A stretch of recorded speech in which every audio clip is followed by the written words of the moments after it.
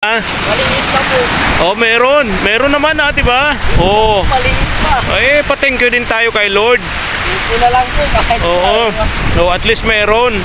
isang piraso, maliit pa po. Oh, ayan. Pasalamat na rin tayo sa Diyos, no? Biyaya na rin yan. Kisa naman zero, no? O, anong pwedeng lutuin yan? Goro isigang, Sigang po. Pambihira. Joke lang. Piraso. Ay, naku, Diyos ko po, Panginoong mahabagin. Pero lalaki pa yan, kaya bitiwan mo na. Nga po. Ha? O, bitawan mo na, sayang. Wala namang ngayong pakinabang sa kanya. Gi-isa lang. O, yun. Bukya si Mulong. Walang nahuli. Walang huling isda. Uuwi sila. Walang huli.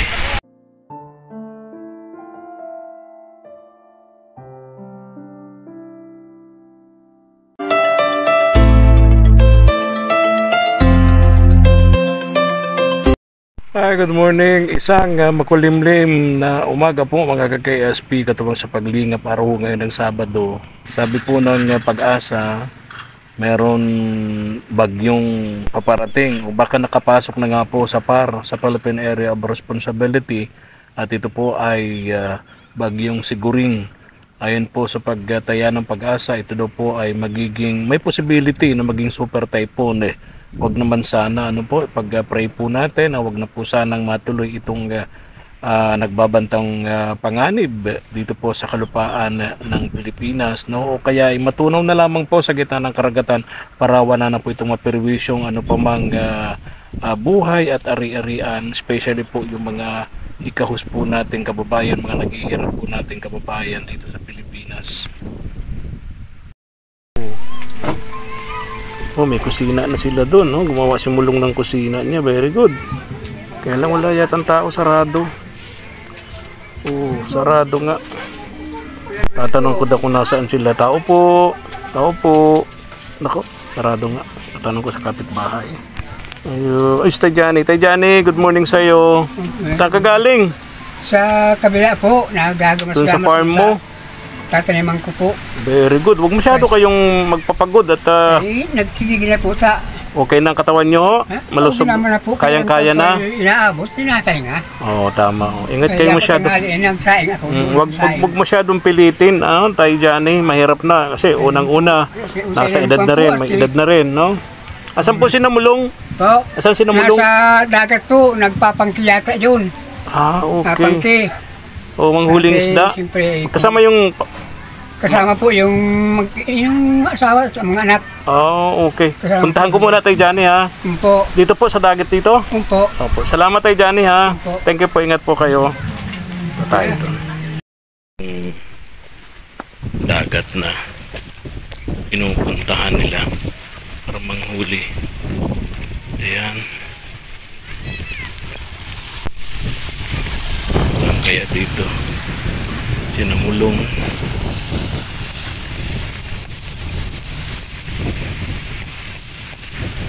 Malawak ang lugar na to. Saan kaya simulong sama yung kanyang asawa?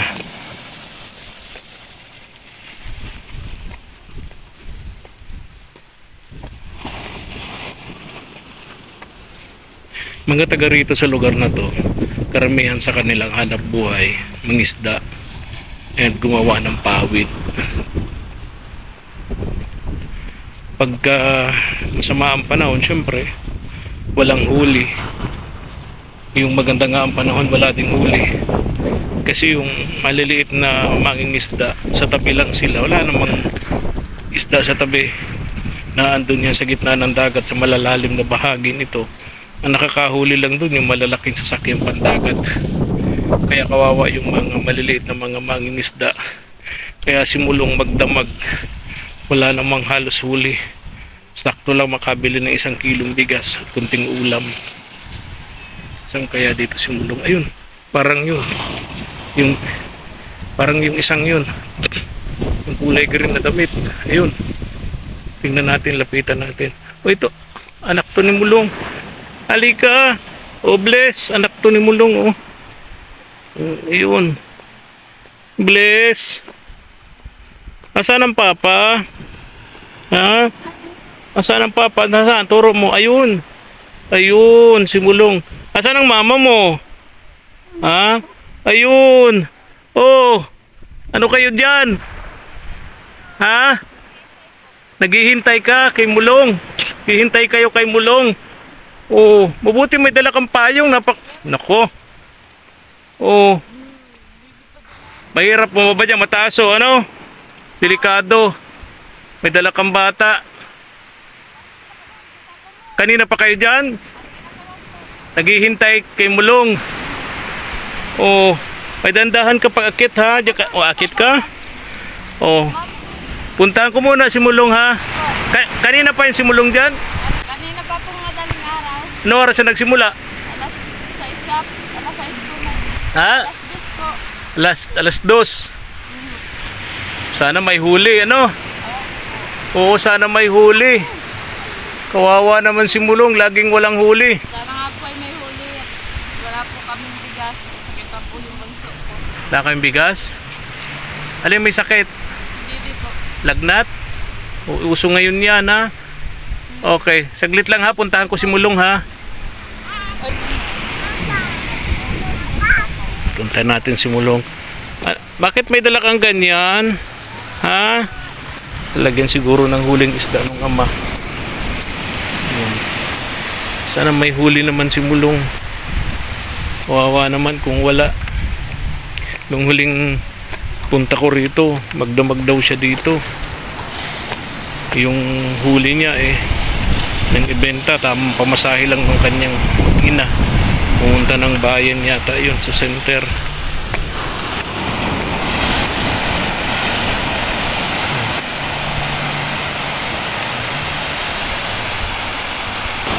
Kita natin. Mulong, kumusta ka? Ha? Anong tawag sa ganyan? Ha? Papagdi po. Pangke. Opo. Pangke yan. Ang tawag dyan. Yan yung excuse me. Yung ginagawa mo Nilalangoy na lang po. yung excuse me. Yung lambat, para mailatag mo yan sa dagat, ilalangoy mo sa gitna, ganon. Opo. Oh. Tapos hihilahin mo pagka ganitong oras na. Opo, inihila po. Ibig sabihin, kagabi pa inilatag mo na yan. Opo. Okay. So kagabi, inilatag mo yan. Anong oras ka naglatag niyan? Ha? Mga wala-una pa lang po. Nilatag ko na po ito. Alauna ng madaling araw. Opo. Inilatag mo na yan. Opo. Wala-una po. O tapos ngayon, anong oras na? O alas 8:30 na halos, no? Opo. So hihilahin mo lang. Hindi na lang po. Yung iba niyan, may bangkang ginagamit, ano? Opo, bangka po. Bangka Para po maigirgit na naman po ng... para yung lambat, mailagay doon sa pinakagitna halos. Opo. Kasi yung gitna niya, nandun yung mga isda. Ano po yung isda? Okay. Ay kung langoy lang, siyempre, Hindi naman po maigit ng halos. hindi mo maigitna. Delikado naman yung lalangoy mo yung gitna, no? Opo. So, talagang malaking tulong yung may bangka ka, no? Ay, napakalaking tulong po talaga kung may bangka. Dahil kung may bangka po, di na po ako Lalangoy. paglangoy. Oo. Kahit po gabi. Ha? Langoy po kahit gabi. Para lang po makakuha. Talaga, ha? So, alauna mo ito inilatag ng madaling araw. Po. Ngayon, hinihila mo, 8:30 ng umaga. Tingnan natin kung may laman, no? Opo. Tingin mo. Para pong wala. Bakit? Wala man lang po bang nakita pong nakasabit man lang na isda. Puro dumi. Puro po dumi lang. Bakit pagka may isda, ramdam mo yan? Pag may isda po, kitang-kita naman po na kasabit na po sila sa lambat. Ganun ba? Parang wala po talaga, puro po basura lang. Oo nga, ano? Naghihintay na nga po yung mag-ina ko. Ay, Kaya nga, nandun, nakita ko, naghihintay. wala talaga yata po. Bato, ayun. Oh my God.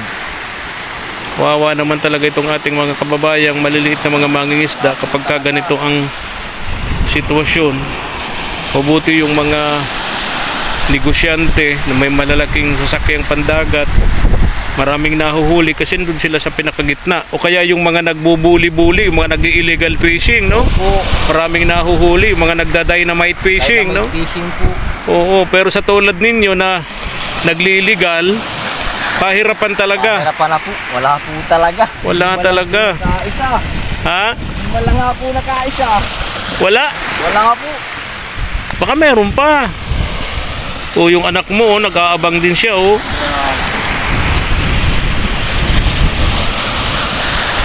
Mga ilang ano ba yon mula sa tabi? Mga ilang metros mo nadadala yung lambat sa gitna? Nasa ano lang po. Nasa 30 meters lang po. 30 meters, so wala talaga yan, no? Hanggang doon lang kasi yung abot ng paglangoy mo, eh, no? Opo. Hirap talaga. Yung bangka nila, mga ka-KSP, katuwang sa paglingap, ibinigay naman ng government para sa mga tulad nilang maliliit na mga mangingisda. Ang problema, wala naman katig. So, hindi rin magagamit.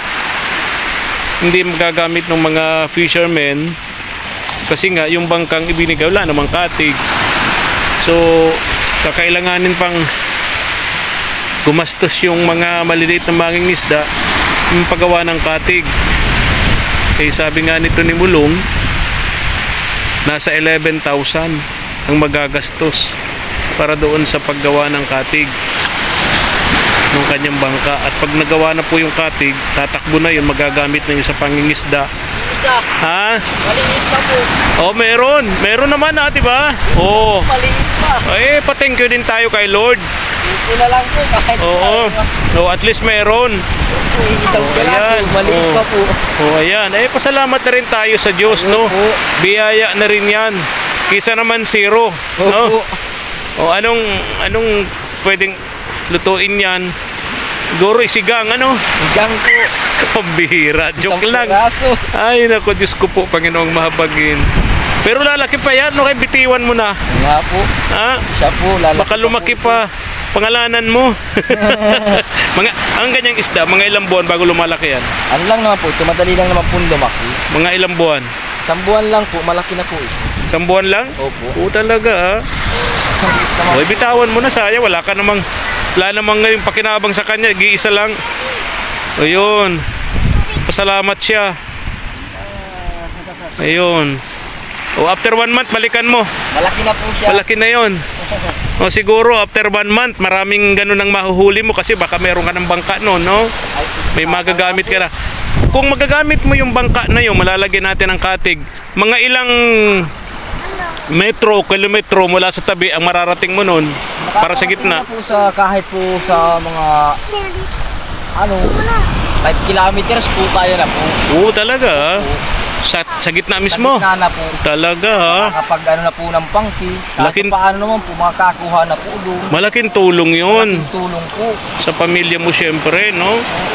Oo. Malaking tulong yun sa kabuhayan ng pamilya mo. At sabi nga nung ating mga netizens, pag ikaw daw ay kumikita, maaambunan mo rin yung dalawang matanda, no? Ay, opo. Si Tay Johnny and Yan po, at Tomas Tay po. Tomas. At hindi lang naman po sila, lahat Oo. po yung umaano rin naman po sa akin. Dahil Oo. binibigyan ko rin naman po. Oo. Basta po yung sumusobra-sobra naman po, Oo. binabahagian ko naman po sila. Very good, very good.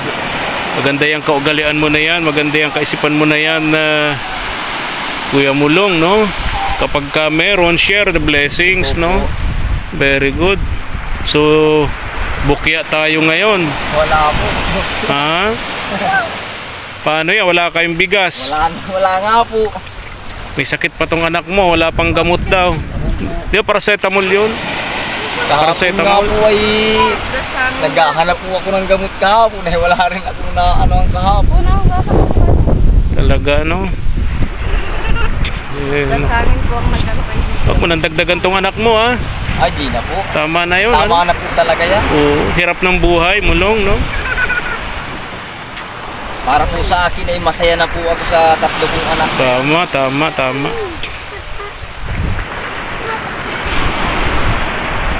Ito yung mag-iina. Oh.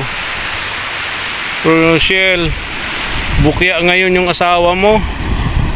Walang huli. Ha? Wala naman pong magagawa. Walang magagawa. Laging ganyan ba? Laging ganon? Minsan nakakahuli naman. Pero sakto lang.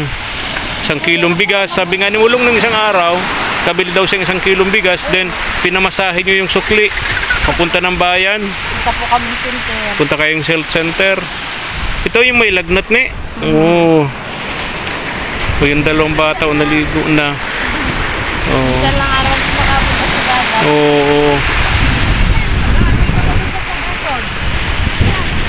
Paano ngayon? Babalik tayo dun sa bahay ninyo. Uwi kayo. Wala kayong dala. Wala. Nakahuli man sanang isa. Agawan pa ng 2. Oo. Kahit sa isa kulang yun. Hirap ng buhay talaga, Rochelle. Ano? Rochelle, nagpa-family planning ka ba? Very good. Injectable. Okay yun. Very good yun. Huwag mo nang dagdagan, no? Babae ba ito? Babae? O tama yun. May 2 lalaki ka na, tapos may babae ka. Okay na yun, no? Kasi hirap talaga ng buhay. Una, kawawa ang mga bata. Kung di natin sila mabibigyan ng magandang kinabukasan, ano? Very good. O, ako kasi may good news ako sa inyo. May nagbigay sa akin na 5,000 pesos, no? May nagbigay sa akin 5,000 pesos para doon sa paggawa ng katig ng bangka ninyo. Kaya lang, kulang pa. Mag-iipon pa ako, no? Eh, sabi ni Mulong, 11,000. So, kunti na lang, no? Kunting dasal pa kayo, ha? Pray kayo, ha? Ni Mulong, ha? Bago matulog, and then pagka umaga, pagising, para at least matulungan tayo, ha? Napakarami nating mga kababayan na may gininto ang puso na tumutulong. Kaya huwag tayo mawalan ng pag-asa. Sigurado ko ang Diyos may gagamiting instrumento, may gagamiting kasangkapan para kayo matulungan pamilya. Ano? Ganun talaga, Rochelle, no? Okay, uwi na muna kayo siguro. No, yayain ko na rin to si Mulong. At mamaya bili kayo ng bigas, no? At tapos bili ka ng paracetamol, ha? Para sa anak mo. Bakit? Bakit? Eh, wala pa. Nag-eskwela to, yung panganay mo. Anong grade nun?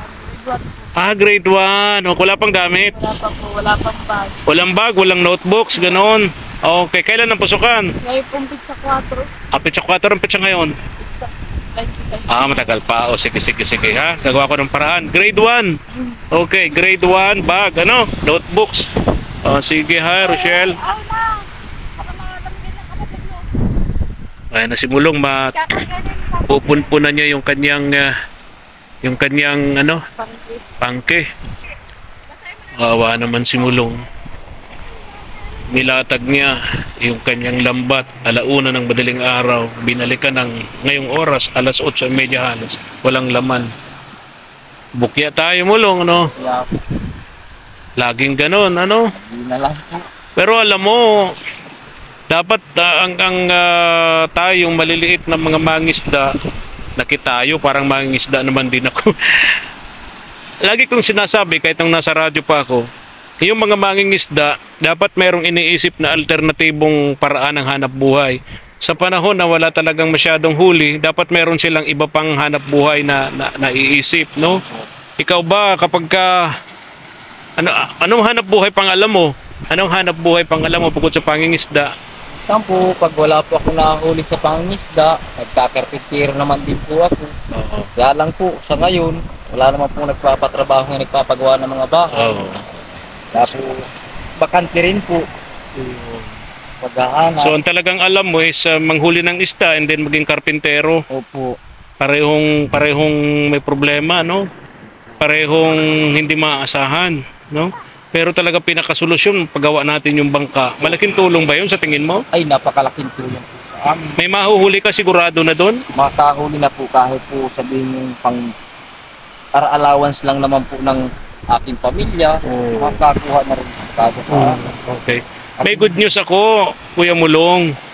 May nagbigay sa akin dito 5,000 pesos para maipagawa natin yung bangka, malagyan natin ng katig.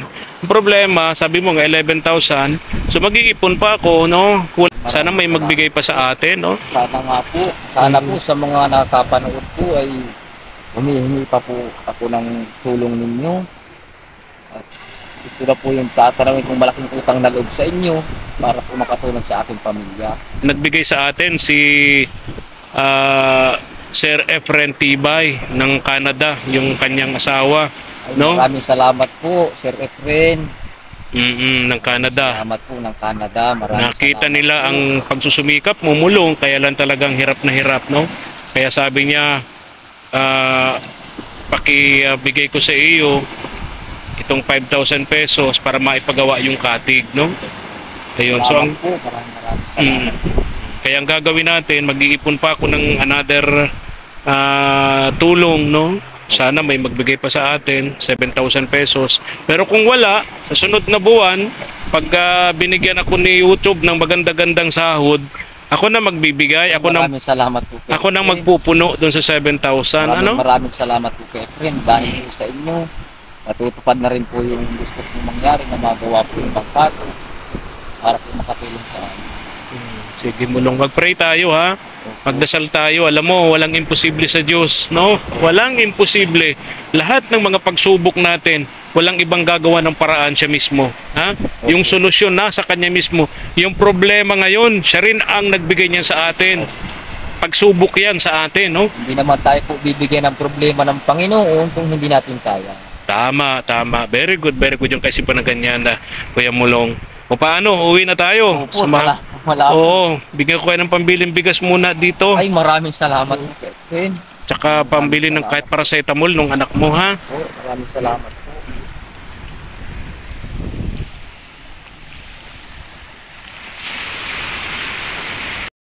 Kaya si Mulong walang nahuli. Walang huling isda, uuwi sila. Walang huli. Walang pagkain, may sakit pa yung bunso. Rochelle! Rochelle! Walang huli. Ha? Ano? Sanay na po kami walang huli. Lagi-lagi. Pero minsan meron din. Sige na. Talagang malaking tulong may papagawa ko yung bangka ninyo, ano? Yung bangka ninyo. O, tulog na. Oo. Wala, okay na yan. Mauwi na tayo. Uwi na tayo.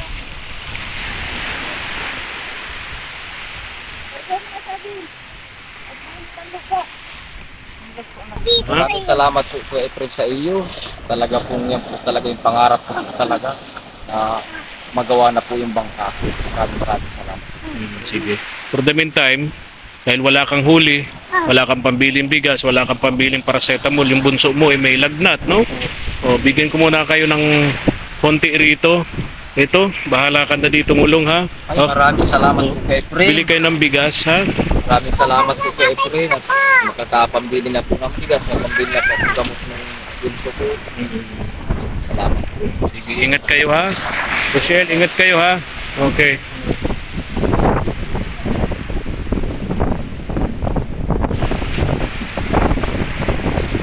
Alis na ako. Bye-bye. Alis na ako.